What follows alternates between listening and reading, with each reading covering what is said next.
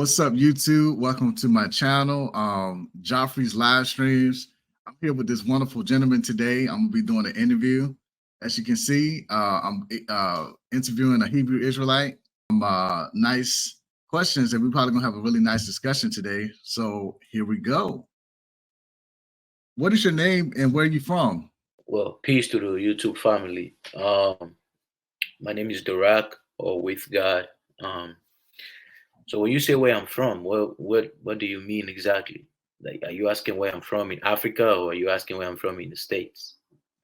I mean, well, I with some of the questions that we're probably gonna get to a little bit later. Yes, I know a little bit about you. So to give the viewers a little bit more in depth, you can talk about where you're from. Give as much detail or as little detail as you want. But that would be helpful to talk about exactly where you're from. Absolutely. So I'll be considered a so-called Nigerian. I'm from South West Nigeria. I'm Yoruba, but I live in Seattle, Washington. That's where I'm located in America. Okay, awesome. Yeah, I've always heard some stuff about the Hebrew Israelites and stuff like that. So anyway, that's going to play into it. What we're going to be talking about a little bit later in some of the questions. So were you always a Hebrew Israelite? Because that's basically to let the viewers know you are Hebrew Israelite, correct? Yes, I am an Hebrew Israelite. Okay. So were you always a Hebrew Israelite? That's a tricky question. So, what the Hebrew Israelites, what we believe is, it's not a religion. It's not something that anyone can just wake up in the morning and say, "Oh, I'm a Hebrew Israelite." It's the term Hebrew Israelite is a kind of like a corporate designation. The movement has to have a name, but it has to do with bloodline. It has to do with who you are, your ancestors. So I believe, and a lot of people may think this sounds ridiculous, but this is what I believe, and I can provide evidences for it, but probably not today. That I believe that I descend from the man named Jacob in the Bible. He was a black man. So that's what I believe. But the term Hebrew Israelite is it's like a social construct, like a corporate designation for these people who think that they are the descendants, or who know that they are the descendants of the man named Jacob in the Bible. Okay, awesome. So basically, you didn't have any religious dogma that you subscribed to beforehand, like any type of African spirituality or anything like that, coming from Nigeria.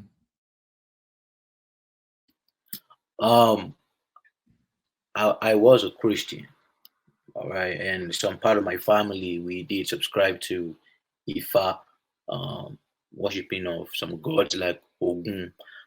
To my knowledge, my grandfather was a Muslim. So Okay. there's a lot going on there, right? Yeah, it's a lot.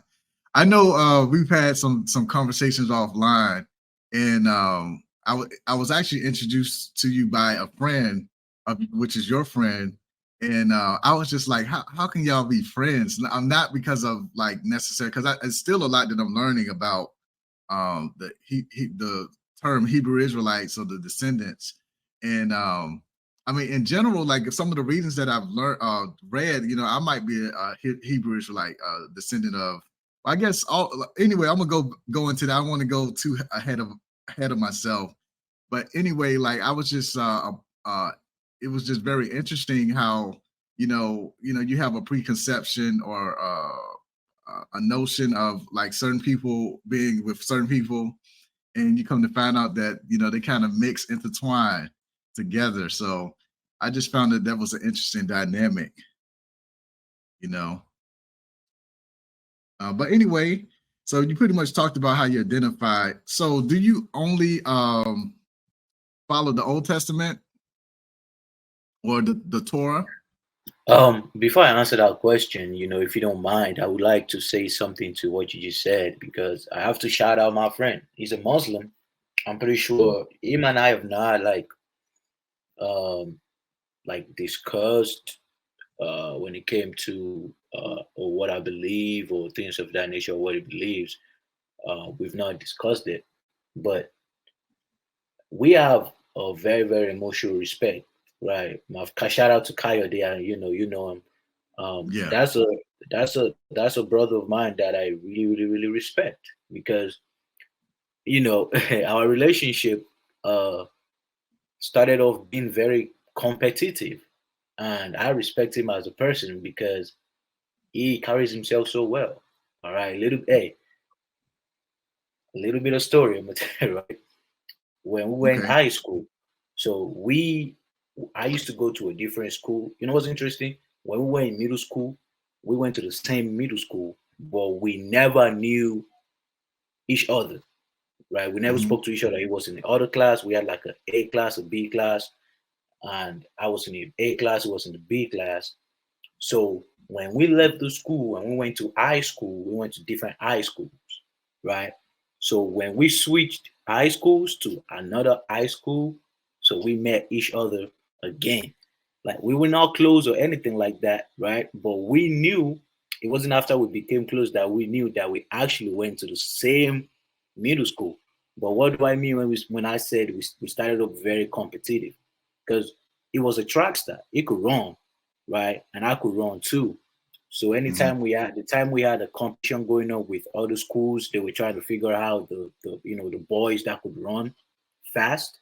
You understand? So it was a part of the people that was brought forth, and this was like the first quarter of school at that time, right? And we were competing with each other, and that's how the relationship started. Because I used to go at him, and he used to go at me. We were running, right? Because we would run 100 meters and 200 meters, and then from there we grew to be friends. And he's someone I've always respected. Very very good brother. Although he's a Muslim, but that doesn't. A lot of people I know you say, oh, it's getting interesting. I'm a Christian. He's a Muslim. How are we friends? Yeah, there's a lot of dynamic like that in southern Nigeria where Muslims and Christians just get along very very peacefully. Yeah. And do you think that has to? I know this is a little off subject, but do you think that has to do with also the tribal lineages and stuff like that, or is it just in general? Absolutely, I think it has to do with it because we're from the same tribe. Yeah. So I think that instinctive way of life that we've been brought up in kind of lets us know that we can put quote unquote religious differences to the side because Okay. we pretty much have the same culture, the way we talk to our elders, the way we talk to the people. I think Yeah. you're right. I never thought about that, but that's what it is. That's what it is. Hmm. Okay. Wow. There'll be another topic to talk about, and we can. It's not 100% cookie cutter. I mean, we can talk about several things, but we want to be aware of time Right. because this platform, it's like I think you can only record up until about an hour or so. Okay. Back to the question: do you only follow the Old Testament? No, Okay, no, I do not. So I follow the New Testament also. okay. So yeah, so going to go a little bit further. So I know you were saying the Hebrew Israelite is more so like a term that was created. It's not really. How would you explain it again to the viewers? Okay, yeah, just to make it very clear, the term Hebrew Israelite. So the Israelites of the Bible are a descendant of a man named Ibar, and that's where you get the word Hebrew from. Okay, Mhm. he was a prominent man. That's where the language come from. So a lot of people would just say Hebrew. There's a lot of Hebrews, right, in the Bible Mhm. because Esau, um, Ishmael, all these guys are descendants of the man named Ibar. They are Hebrews, right? But to distinguish ourselves, we say we are Hebrews, but we are Israelites because Ibar is the forefather of Jacob, who's also Israel. So it's like a term to distinguish between the Hebrews and things of that nature. Okay. So what distinguishes the so-called Hebrew Israelites, which of course is a thing, from the actual people that they call Jews today, like the oppressed people, like the people that experienced the Holocaust and stuff like that? So the primary difference is that we don't practice Judaism, Mm. right? We don't practice the Judaism that they follow, the mainstream Judaism that they follow today. We don't practice that, all right? We have a difference of opinion on it, right? And I think that's the major difference. And of course, we do owe to the fact that those people are not the real Jews. So I think that's a huge friction. So I would think that I would say that's the major difference. We don't follow the Judaism that they follow. They believe in the Talmud. They believe in an oral law that was passed down. So we don't see that in the Bible. So we don't follow that stuff. And when we read Okay. in the Bible, we see that the Jews are black. So we always wonder, how did they become white? Mm. So that is where the friction comes in.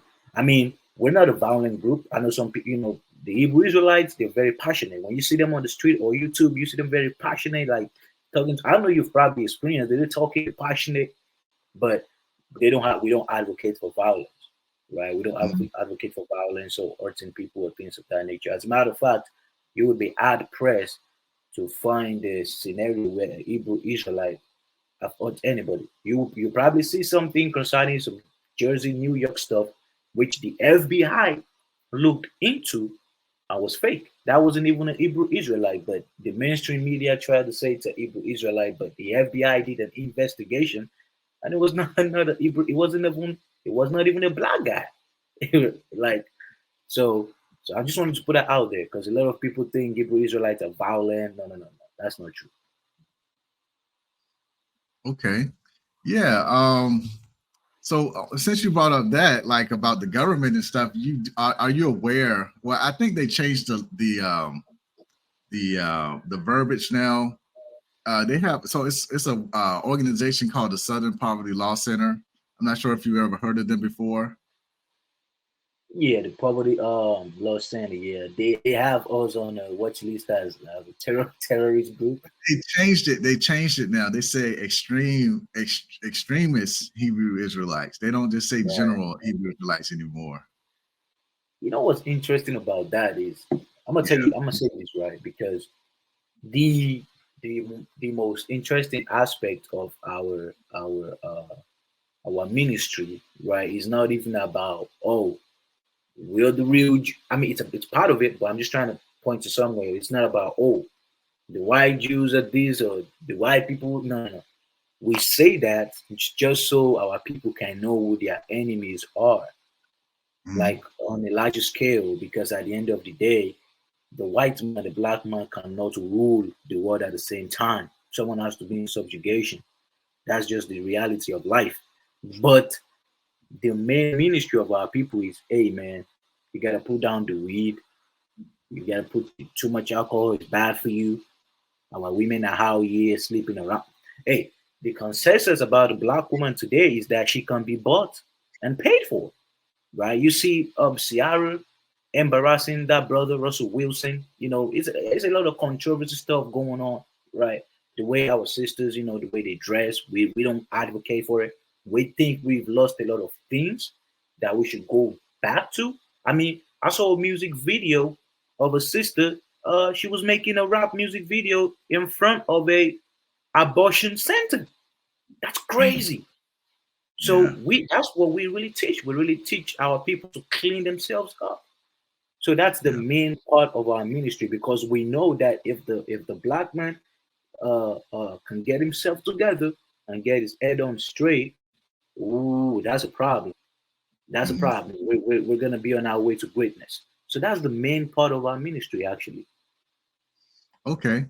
Now, I have did some research, so this is going to be a question I'm gonna just go ahead and ask you. So, do you believe that? I know what you said and how you describe Hebrew Israelites, but a lot of people look at it as a movement. as an entity. Do you think that it was started by African Americans here in the United States and that it's exclusive to them, and then it just spread out? It was different interpretations, and it included other people or other tribes of people.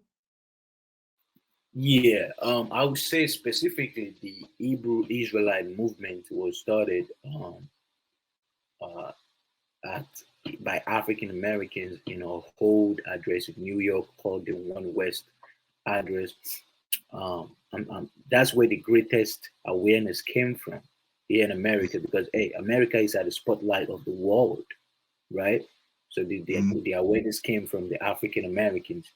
But black people, or knowing that they are Hebrews, this is not all of them did not learn that from African Americans. They've been people on the continent that have always known that, for example, the Hebrews, they've always known that they're Jews. I'm sure you've probably heard that before. Oh, Hebrew are Jews. Yeah, they've always known that, right? Yeah. They've always known that their practices, things of that nature. There are some Yoruba people, some Edo people who've always known that. Wait a minute, this is our culture. When we read in the Torah, this is what we've always practiced. Our tradition has been passed down. So, but the awareness, right, that made everything go boom, to put, lack of a better term, came from America. Absolutely. Okay.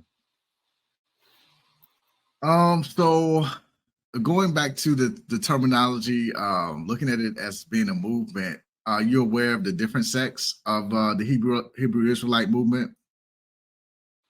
Yes. Okay, that's cool. That's cool. And we pretty much kind of did talk about some of the misconceptions. You have the people that are, I guess, will fit the stereotype, like in New York City, that's on the side of the street. I've actually seen some in DC. Because I live in Maryland. I've seen some in DC where they were.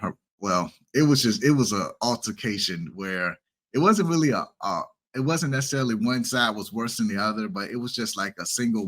Basically, you had a civilian, a regular civilian that was kind of antagonizing the Hebrew Israelite, and then of course they came back with the same type of energy. So that's how you had that situation happen. It's on YouTube. It happened right before the pandemic. It's you always have stuff going on in DC. So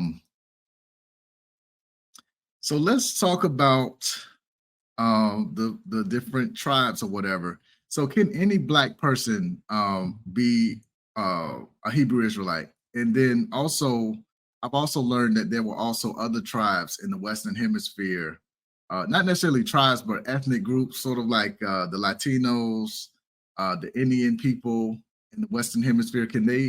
Are they considered people that are Hebrew Israelites? Yes. So let me say this right. So when they say that the Latinos or the Hispanics or the Native Americans, quote unquote Israelites, that would be like, what we mean by that is there's traces of Hebraic customs and Hebrew Israelism, quote unquote, amongst these people. Right. For an example, there have been archaeological evidences of stones, inscriptions that was found in the Aztecs and Mayans that had Hebrew inscriptions on it. Right. How did these things get there? And for an example, the Native Americans, we have archaeological evidence in books. The people that got to this side of the world, they documented what they saw. And some of the Native American tribes, not all of them, some of them, they would wear fringes with border of blue. But hello, that's in the Torah. So where did they get this from? They would keep the Sabbath day and things, although they practice some other things that are not in the Bible, because according to the Bible, the Israelites, they were going to lose their way. They were going to forget who they are, right? But they can still stay like, yo, these people, they keep the Sabbath, they wear the fringes and things like that. These are Hebraic customs, right? That's why we can't rule them out. We gotta be like, oh, when you see a Native American, um, We got to try to, not the Native Americans that people put on TV today. That those the real Native Americans, those were black people, believe it or not. So I have a book here, but maybe some other time we can get into it, right? Primary sources, people who came to the side of the world. It's all black people, real facts, primary sources. So so that's why we say the Native Americans are Israelites. And that's not all of them. Even when people say all African Americans are Israelites, that's impossible. It cannot be all of them. Or Mexicans, no, it can't be all of them, right? So I just want to clear that up. But we have to. How else are you gonna say it? You're gonna say Mexicans are Israelites. Then when people ask questions, then now you can break it down and be like this, that, right? So I hope that makes sense. Yeah, well, it will make sense if you understand that doctrine and Right. it will make sense then. But of course, like just talking to a regular person, then it's gonna roll over the top of their head. But it's Right. definitely it's definitely like knowledge that now, like I never seen this before. But as I've gotten to the age that I am now, it's definitely it's I'm not gonna say it's a doctrine, but it's sort of like it's a movement amongst particularly black people in the U.S. where they identify it's tribalism, sort of like. So you have sectors of the black community that um, identify with the Moorish Science Temple. You have some people that just in general believe that we were the original people here. Then you have another group that's sort of like that follow the Hebrew Israelite movement. So yeah, it's all over the place now. When I was growing up, I didn't hear a lot of this and that where people was like this. I mean, people just said that they were black. They just didn't know where they were from. So I guess it's more so people just becoming more conscious and or just embracing different ideals, you know. And that goes into the same too. Like, are all black people the same? You know? Yeah, not all black people are the same, but those people who say they've always been here, the people who hold to that belief, those guys are not wrong. Um, because according to my research, the African American brothers specifically, um, they are descendants of three group of people: the blacks that were already here on the continent, um, blacks who were deported, and the ones that migrated from Europe in the 17 and 1600s, because a lot of people have no idea that black people ruled Europe at some point. And then you have blacks that came from the west coast of Africa on the slave ships. So those three groups, have mixed and intermingled here. Um, and there is an article that quotes Benjamin Franklin. He talks about the swarthy Germans, and he goes into how all of America was tawny and swarthy, meaning black. You can look up the word on etymology, and he was talking about how the Germans were black and how they were going to clear Europe and make Europe white so that the aliens could see that our continent is pure.